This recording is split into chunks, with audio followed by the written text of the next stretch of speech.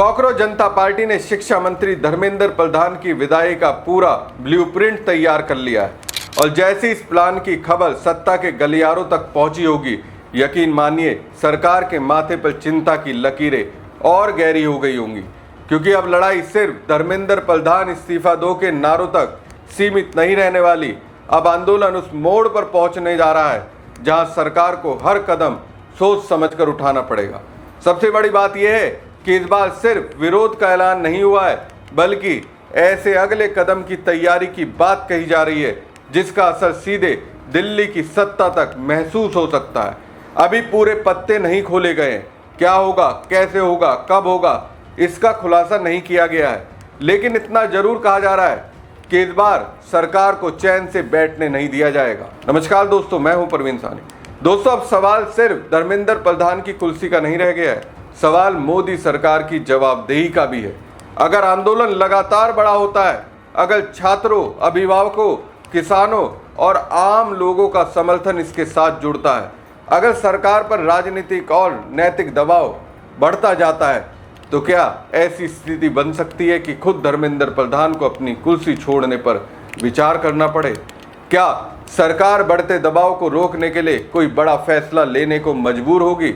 दूसरी तरफ आंदोलन का दावा है कि ये लड़ाई सिर्फ एक परीक्षा या एक पेपर लीक की नहीं है, बल्कि पूरे शिक्षा तंत्र की जवाबदेही की लड़ाई है। इसलिए अब पीछे हटने का सवाल ही नहीं उठता। यानी अब सरकार के सामने सिर्फ एक प्रदर्शन नहीं, बल्कि एक ऐसा अभियान खड़ा होने वाला है जो हर गुजरते दिन के साथ और बड़ा हो सकता है। तो आखिर ऐसा क्या होने वाला है जिसकी भनक बल से राजनीतिक हलकों में हलचल तेज बताई जा रही है? आखिर ऐसा कौन सा कदम उठाने की तैयारी है जिसे लेकर सरकार पर दबाव बढ़ने की चर्चा है? और क्या यह आंदोलन वाकई में शिक्षा मंत्री धर्मेंद्र प्रधान की कुर्सी के लिए सबसे बड़ी चुनौती बनने जा रहा है? कॉकरोच जनता पार्टी के संस्थापक अभिजीत दीपके ने केंद्रीय शिक्षा मंत्री धर्मेंद्र प्रधान के इस्तीफे की मांग को लेकर राष्ट्रव्यापी अभियान शुरू करने का ऐलान किया है। उन्होंने छात्रों, किसानों और आम नागरिकों से 28 जून को जंतर मंतर पर पहुंचने की अपील की है।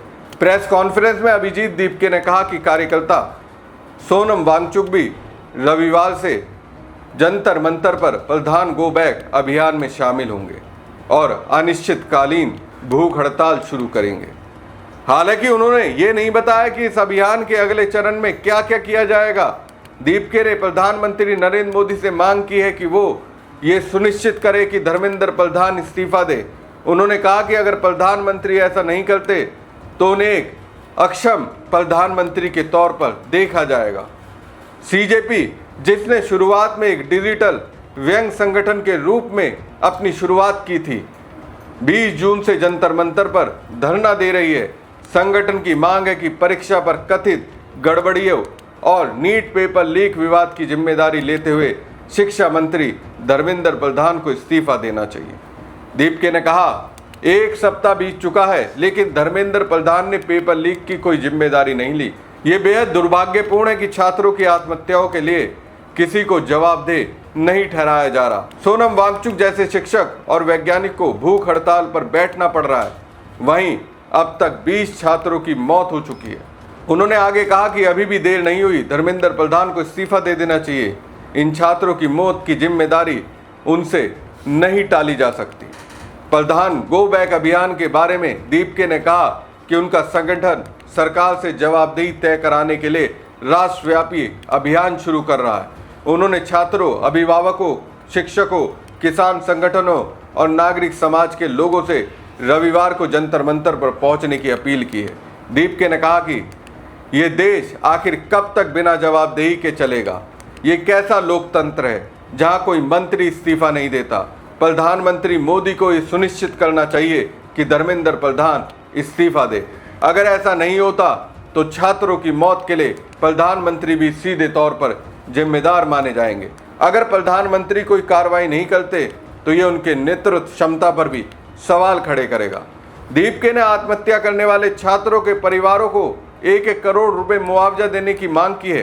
कांग्रेस के प्रस्तावित विरोध प्रदर्शन पर पूछे गए सवाल के जवाब में उन्होंने कहा कि इस मुद्दे पर सभी राजनीतिक दलों को अपने मतभेद भुलाकर छात्रों के समर्थन में एकजुट होना चाहिए। जब उनसे पूछा गया कि क्या धर्मेंद्र प्रधान के इस्तीफे के बाद आंदोलन खत्म हो जाएगा, तो उन्होंने कहा कि इस पर अभी कुछ कहना जल्दबाजी होगा। वहीं जनता का गुस्सा सिर्फ इस्तीफे से शांत होगा या नहीं, इस सवाल पर उन्होंने कहा ऐसा नहीं होगा। दीपके ने यह भी आरोप लगाया कि जंतर मंतर पर कुछ प्रदर्शनकारियों और स्वयंसेवकों पर गुंडों ने हमला किया है, लेकिन शिकायत के बावजूद पुलिस ने कोई कार्रवाई नहीं की। उनका दावा था कि प्रदर्शनकारियों के लिए खाना लाने वालों को भी परेशान किया जा रहा है। उन्होंने कहा एक मामले में तो कुछ लोग एक स्वयंसेवक के ससुराल तक पहुंच गए। हम पर हमला करने वाले खुलेआम घूम रहे हैं, जबकि पुलिस कहती है कि कार्रवाई के लिए उसे अदालत के आदेश की जरूरत है। मुझे संदेह है कि ये सब पहले से योजनाबद्ध है। सरकार की मुश्किलें अब और बढ़ सकती है, क्योंकि अब तक जो आंदोलन सिर्फ जंतर मंतर तक सीमित दिखाई दे रहा था, उसे अब पूरे देश में फैलाने की तैयारी की जा रही है। यानी अब सरकार सिर्फ विपक्ष का नहीं, बल्कि छात्रों, अभिभावकों, शिक्षकों, किसानों और आम लोगों का दबाव बढ़ाने की कोशिश होगी। कॉकरोच जनता पार्टी के संस्थापक अभिजीत दीपके ने साफ कर दिया कि अब उनकी लड़ाई सिर्फ धर्मेंद्र प्रधान से इस्तीफा मांगने तक सीमित नहीं रहेगी। उनका कहना है कि अब आंदोलन अगले चरण में जाएगा। हालांकि उन्होंने अभी भी ये नहीं बताया कि आगे क्या किया जाएगा, लेकिन इतना जरूर कहा कि सरकार से जवाबदेही लेकर ही आंदोलन रुकेगा। यानी सरकार के सामने अब दोहरी चुनौती खड़ी होती दिख रही है। एक तरफ लगातार उठ रहे सवाल कि परीक्षा में कथित गड़बड़ियां और पेपर लीक की जिम्मेदारी कौन लेगा, दूसरी तरफ अब इस मुद्दे को एक बड़े जन आंदोलन का रूप देने की कोशिश की जा रही है। अगर ऐसा होता है तो सरकार पर राजनीतिक और सार्वजनिक दबाव पहले से कहीं ज्यादा बढ़ सकता है।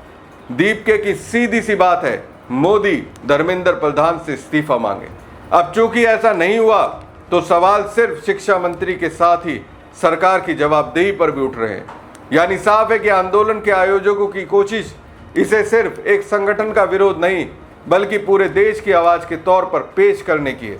अगर बड़ी संख्या में लोग इससे जुड़ते हैं तो सरकार पर दबाव और बढ़ सकता है।